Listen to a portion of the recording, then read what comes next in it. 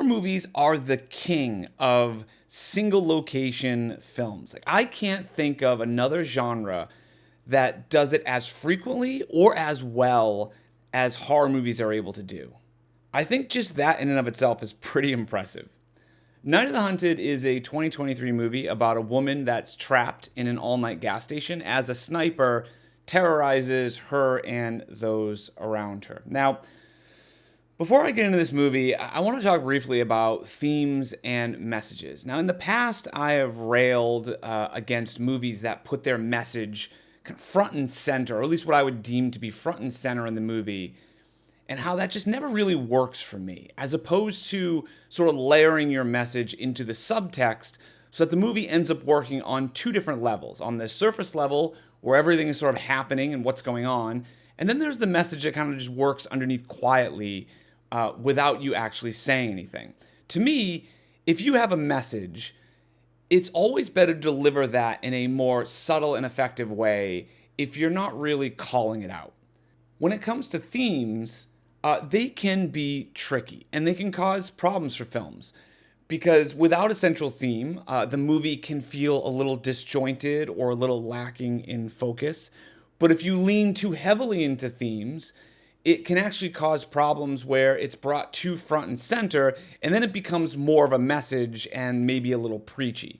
That's the time when dialogue is spoken that feels like the actor might as well just turn right to camera and deliver the words right into your eyeballs and then give you a wink. Like, ultimately, a good theme is something that is an overarching purpose of the movie as a whole. Like, not necessarily as focused as a specific message, but something that's just recurring with the characters involved.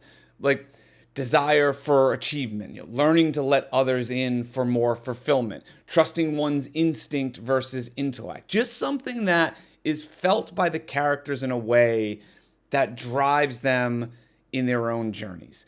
Themes are usually more broad versus messages, which is what the movie is actually trying to actively say. The problem, though, comes in when you're basically just screaming the message from the rooftops instead of allowing your characters to work within the theme and the message kind of gets relayed as a subtextual way. When that happens, a movie can become preachy and will just produce a lot of eye rolls while you're watching it.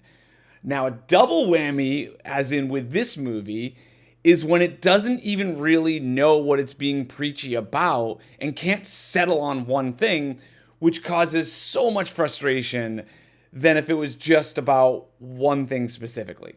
All right, let's get into the movie. So this movie is about Alice, who we are introduced as she wakes up in a hotel room by a phone call of her husband at 2 a.m.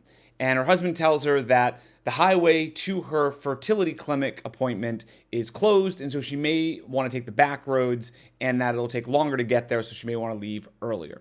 Now, we also find out in this same moment that she's having an affair with some colleague of hers.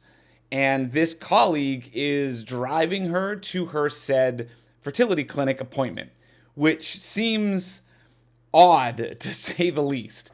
On the way to the clinic, they have to stop at a gas station where they're confronted with an active shooter sniper scenario who then shoots Alice in the arm and also kills the cashier, trapping her inside.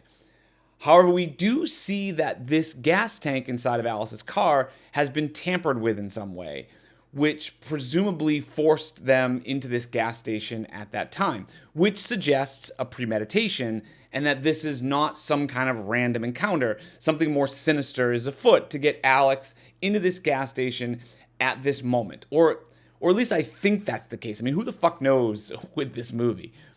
So basically, this movie becomes a little bit of a cat and mouse game. Like, Alice is trapped inside the store, and the sniper is taking shots at her from the billboard across the street. However, the sniper has left a walkie-talkie in the store so that he and Alice can communicate during the course of the film and further the sort of tete-a-tete of the conversation, which might have been the worst instinct this movie has done. And I'll touch on why a little bit later.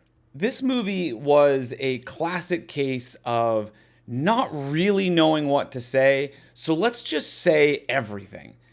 After watching this movie, I still couldn't tell you what the reason for the movie is. Like, what is its theme or message, despite the fact that it gave us several messages. Like, there's so many philosophies going on in this movie that they not only didn't pick one, but they also call attention to the fact that they don't seem to know what the hell it's about either.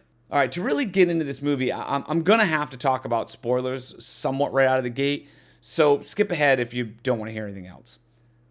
All right, so now as a setup of all of this sounds like pretty cool. And this is where the duality of this movie kind of comes into play. The setup of this whole thing is pretty compelling, and it's shot and executed really well with the death and destruction that this guy causes.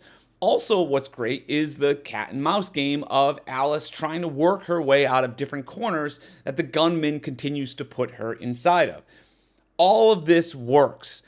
However, once they start talking to each other and the gunman's motivation starts coming out, everything just kind of falls to shit. And I say that because one of the cardinal rules of any character, regardless whether they're a protagonist, antagonist, or just some side character for that matter, is conviction. Conviction in thought, action, motivation, all of it. What do they want and how do they plan on getting it?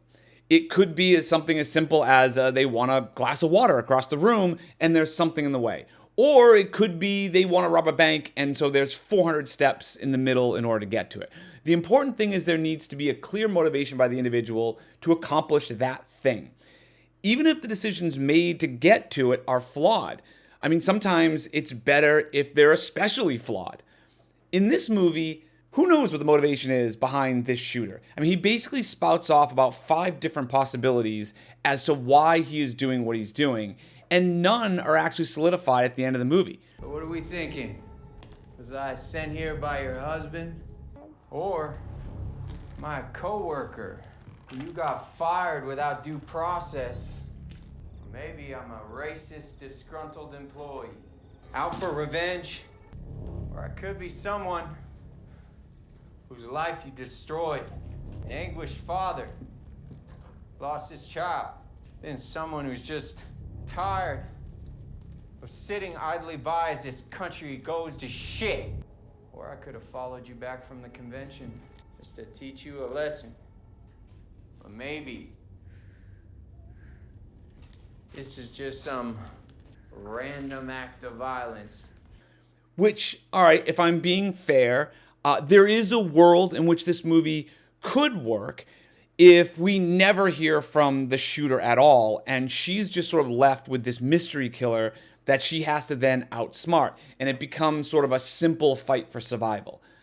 But with this, they're having these long conversations during the standoff, not to mention there are things that were shown, like the hole in her gas tank, or the fact that this killer knows things about her life that he wouldn't know otherwise, which then dismisses this being just some random encounter that she had had the unfortunate luck to sort of be caught in. So it's clear that there is a point to all this, but then they just never actually get to it.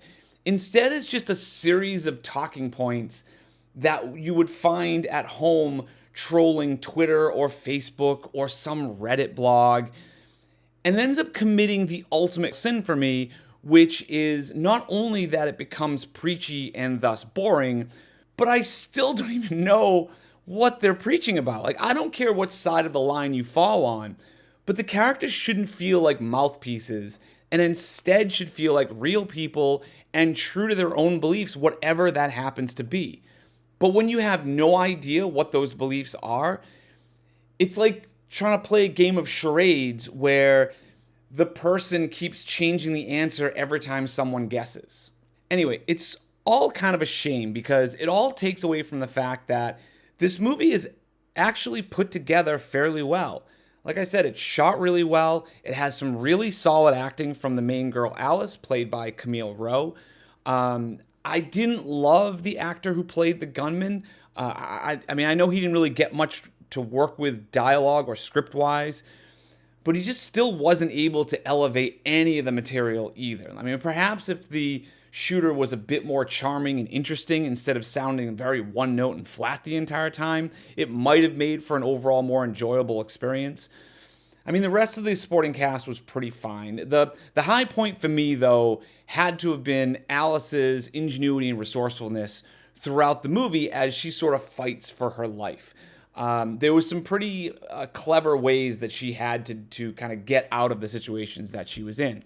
What ends up happening is I almost look at this like two separate movies. On the one side, there's this very interesting movie about a woman trying to fight for survival and uses all of her wits to outsmart a powerful enemy. But then on the other side is this weird, preachy movie that touches on 5 different subjects, but never actually comes to rest on any of them in a conclusive manner. So the ultimate problem is because the message is so unclear and the movie hangs its hat on that message, it means that the whole movie just comes off as a whole as just unsatisfying at its core. I'd give this movie a C-, but let me know what you think.